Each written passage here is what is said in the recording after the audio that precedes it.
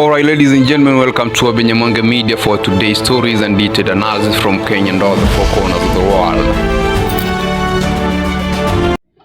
Yesterday, Fred Matiang'i's daughter did a wedding that was conducted in Nairobi, and among the guests who were present at that wedding is the former president Uhuru Kenyatta, and of course, Kalonzo Musyoka was also present in that wedding.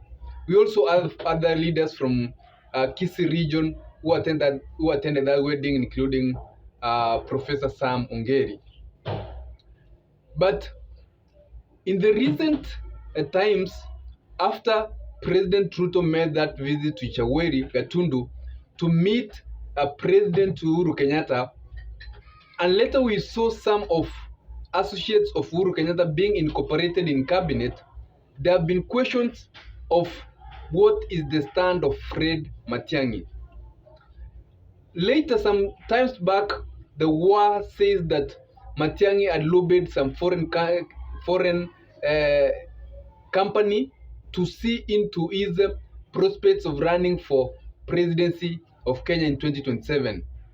And he'd really invested heavily in that company, and which indicated that he was very serious about running for presidency in 2027. Although Matiang'i has not come out to publicly declare about those interests, after Ruto made the visit to Chagweri, people have been asking if there is one person Uhuru Kenyatta should have considered giving a cabinet position, was Fred Matiang'i. Remember very well that Raila Odinga, as new leader, when he was given some position for his party, we saw him bring people like Oparanya. We saw him going to the coastal region and picking people like Hassan Joe. So it was also expected that in any case, Uhuru Kenyatta got a position, he could have considered Fred Matiang'i. But the fact that Matiang'i did not appear in those three names that went to Kagwe, we saw Kinyanjui and Kinyanjui and the other guy, and William Kabogo being incorporated into cabinet.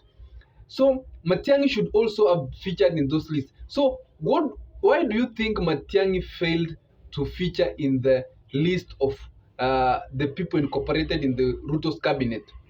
After Matiang'i being known to be a very powerful minister who performed very well in the cabinet of Uhuru Kenyatta, and if there is one person who should have come in to rescue the things that are going in Kenya in the Ruto's cabinet, was none other than Fred Matiang'i. So, ladies and gentlemen, in this analysis, want to look into why Matiang'i failed to feature in that cabinet. And in these photos, we have seen Uhuru attending Matiang'i's daughter wedding. What's the relationship between the two leaders? And without further ado, let's get into it. The first thing is that, as we have said, Matiang'i might still be having interest to run for presidency, so he couldn't allow himself to be associated with the William Samoei Ruto government. That could have immediately or suddenly killed his interest in for running for presidency, having in mind that right now some Kenyans have trust in him, and some Kenyans believe that he will run. Some Kenyans are even supporting his bid. The reason number two is that the government right now is not very popular. The government right now is not very popular, and Matiang'i probably could not have because of his future political interest, could not have allowed himself to get to work with the government. Number two is that Matiang'i might have figured out to look into other people who will work with. There is a looming super alliance that is going to be formed by Rigathi Gachagua in January. He did say himself.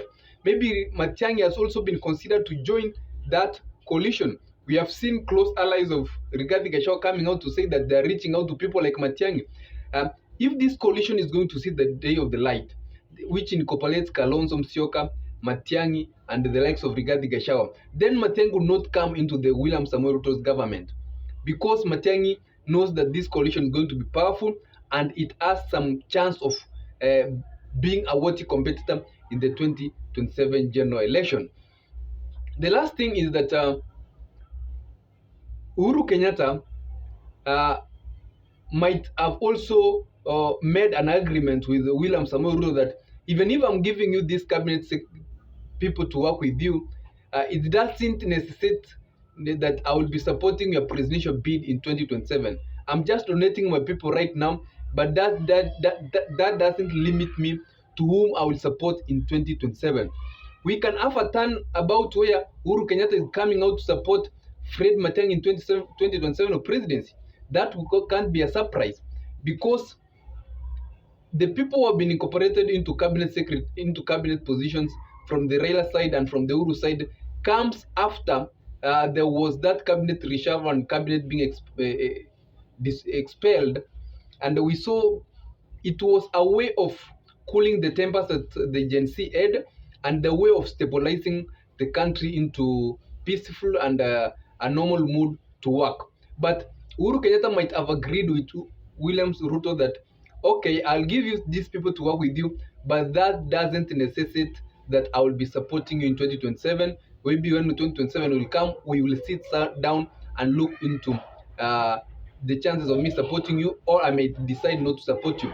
You can get in 2027 Uhuru Kenyatta coming out to say that he's supporting the side of Matiang'i for presidency. If Matiang'i will be joining with the likes of Rigathi Gachagua and the likes of Kalonzo Musyoka, it will be Uhuru's choice of whom he will support.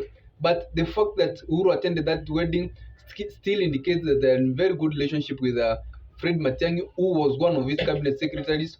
And you can remember very well when Ruto had issues with President Uhuru Kenyatta, it was Matiang'i who was performing even some of the functions that were for the deputy president. Others, ladies and gentlemen, those are but only my opinion. You can tell me what you think in the comment section.